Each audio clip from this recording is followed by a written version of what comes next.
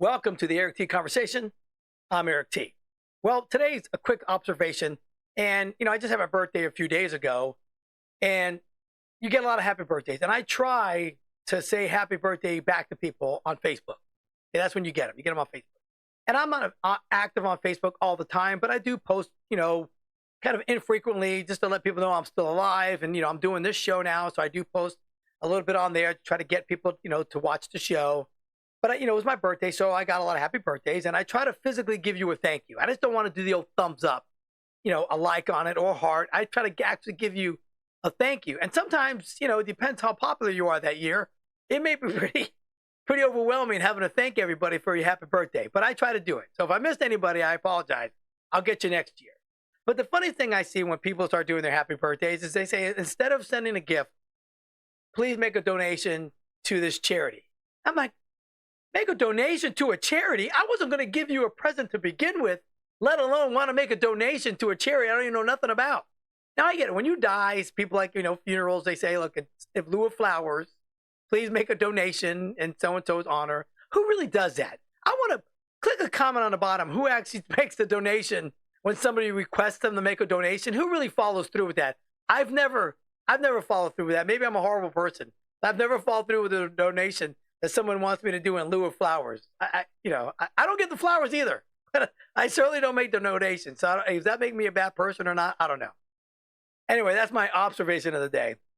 Now for the conversation. So I guess because I might have clicked on somebody's TikTok that was talking about the TikTok ban all day today, I got TikTok ban information because it's coming right around the corner. Today's the 13th. In 6 days, TikTok's going to get banned. Now, I did watch a little bit of the Supreme Court hearing on Friday, and there was some good arguments on both sides. And some of the justices said, well, is it, TikTok's intention to have people argue? Because if they're arguing, Chief Justice Roberts said, well, they're doing a good job if they're getting everybody arguing. So, yes, probably has a little bit to do with that. But then, the government side was, well, it is a data mining platform. They're getting all of our data. Okay, it's like malware or spyware on your phone when you download this app. And when you download TikTok, I don't know if anybody's read the user agreement, but it's pretty intense. It collects a lot of your information. It's not just collecting things that you look at or you might say and it picks up on a microphone. This platform picks up a significant amount of your data. It's been doing it since day one. Now, I don't know if you know the company that owns it, but everybody should be familiar with who owns it. It's the C country that owns it. And Chow, the guy that owns the CEO of TikTok, he was educated at Harvard, and he's, kind of an American guy, went to the University of London, got his, degree over there. He did internship with Facebook. So he's, kind of an American guy, but he's also involved with that country over there. That isn't our friend. You do know that. All these people that are griping about losing their money on TikTok and their TikTok shops might be closing down. People have, there's a lot of great, wonderful stories out there about people who might have started baking in their kitchen and put their cookies online, and then all of a sudden their cookies have blown up, and now they can't keep up with the amount of cookies that they're actually baking all the time because of their TikTok bakery and shop is blown up. And those are fantastic stories, and a lot of people have done really well with it. There's a lot of good information we get on this platform. There's a lot of bad information we get on this platform, okay? A lot of bad. Good, and then a lot of bad. Some people make a lot of money. Some people have retired from their daily jobs because of this platform. Some people make $15,000, $20,000, $100,000 a month on this platform. Now, that's a small percentage. That's not everybody else like us. I'm new to this. I've been doing this about a month and a half, and I was apprehensive about joining this because of the amount of data that they mine off your phones and the data that you log in to your phone. So I was really apprehensive about joining it, but I did it, and so far it's been fun. I enjoy it. I get to do these. I get to interact with people that I don't know from all over the world, all over the country, people with a lot of similar interests of mine. So that's been pretty cool. But it's still cyber spyware that's getting on your phone, and you're getting data collected on you personally. Now, a lot of people are like, oh, they want to get my pictures. They can have all the pictures off my phone that they want. It's not just your photos. It's your keystrokes and all that data on there. And it's going to an adversary country that's not really our friend. So I can see the argument with that. And then there's a lot of people arguing about the whole free speech thing. This is not a free speech platform. If you think it's free speech, you're naive, because it's not. I've only been doing this a month and a half, and I've had a couple of things flagged, couple of things that I said about whatever person or country or whatever gets throttled, gets turned down, and basically I get a warning. And I've had that, and I've only been doing it a month and a half. So this is not free speech. The First Amendment is the First Amendment for a reason. It shall not be infringed, right? It is the First Amendment. You should be able to say whatever you want to say. Now, there's disinformation, there's misinformation, there's all those other things you have to battle when you're dealing with these types of sites, because you get information from everywhere. All over the world is giving you information.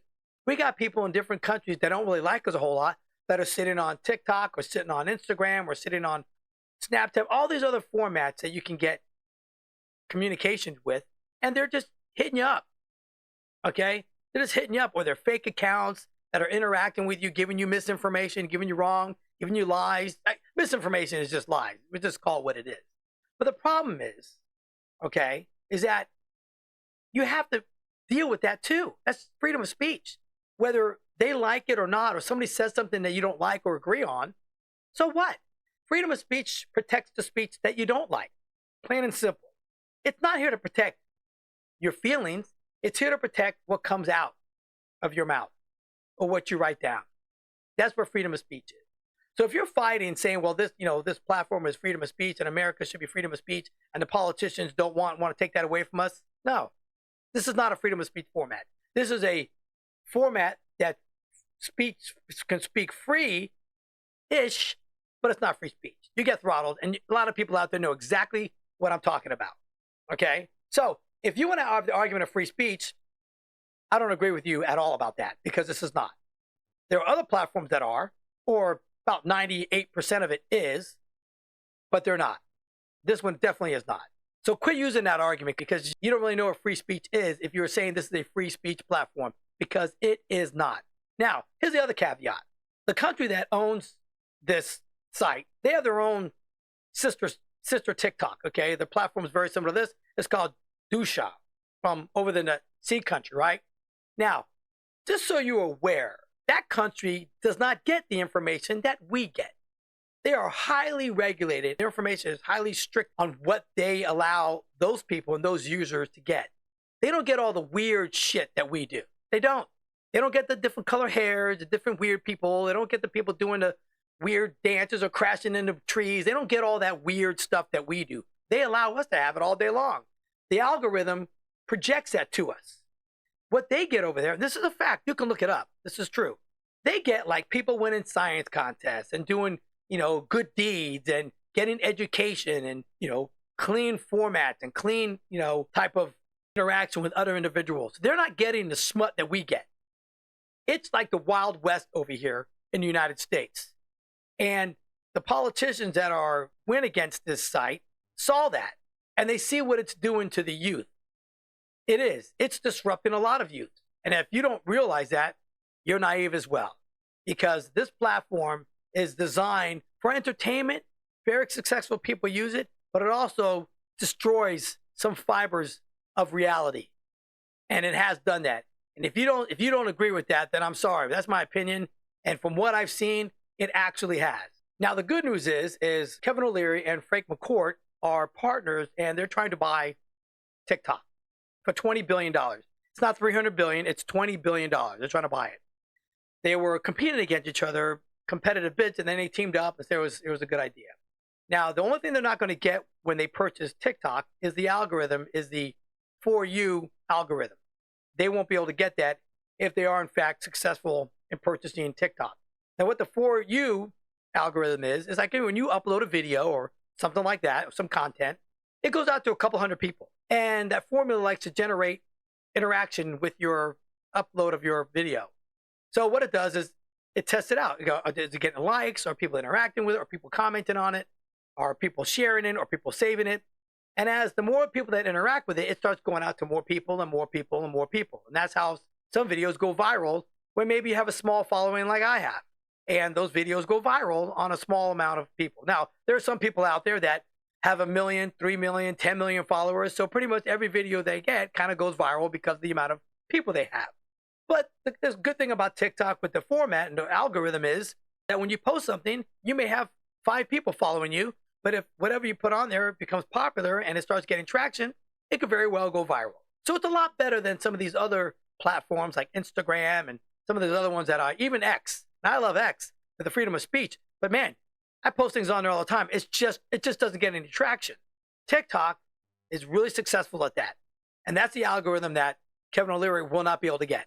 But a couple of things that he says that he'll be able to bring to the table that'll make TikTok even better is data sharing. So right now, you don't have any choice whether you want to share your data or not with the platform. As soon as you sign up and you agree to use TikTok, your data gets shared. What Kevin O'Leary is proposing is that, you can share your data. If you choose to share it, you can go and click on it. And then when you share your data, you'll get an ad revenue, a piece of the action by them sharing your information, like things that you like to do and all that stuff that you see on your phone when you're like, wow, I'm talking about stuffed giraffes and I got a stuffed giraffe on my phone. That's what they're going to do if they take over TikTok, to try to make it some monetary funds for people who have smaller accounts and who decide to give up their data. A couple of other things they want to do is they're going to make it a totally freedom of speech platform. Freedom of speech. You think it's crazy now. You wait till you can say kind of whatever you want. And again, if you have a problem with somebody saying something that you don't agree with, tough shit. That's freedom of speech, whether you like it or not. It's protected. And if you start embracing it and understand that people have different opinions than you do, and they have different beliefs that you do, we'll all get along a lot better. We will. Because this country is fantastic, and we don't hate each other like the media wants to make us think we do. So a total freedom of speech platform is a real positive thing. I think O'Leary is a great businessman. He's a Canadian, and he's a great guy. He's Shark Tank fame, has a lot of successful businesses, and he has great ideas about how to really kind of evolve the platform. Now, Biden has the ability to extend this 90 days to allow, maybe Trump to get in there and try to save it. Trump likes TikTok. Trump loves social media. He loves it. Oh, you used to hear him talk about the likes and the video views that he got. He's got billions and billions. He's the greatest ever. He's the greatest TikToker ever. Yeah, he loves it. He loves social media because it's a big, huge pat on the back for his ego.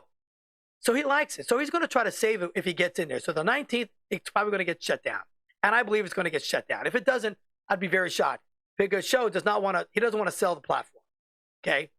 So if he doesn't want to sell the platform, it's going to be trying to be saved. And Trump likes it. So love or hate Trump, whatever side you're on, he loves social media. He doesn't want any one media company getting the brunt of the interaction. Okay. He likes it to be spread out.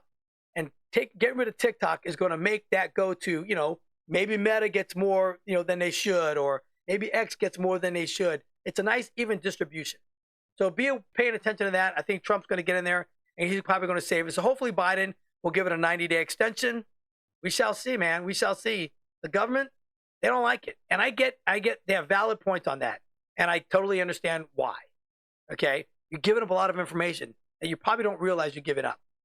Anyway, that's my conversation today. Like us, subscribe, please.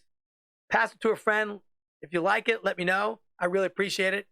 I may not be doing this anymore after 6 days. It may be all for nothing, but it was a good month and a half while it lasted. So join me next time for a little chit chat, some observation, and some good old-fashioned conversation.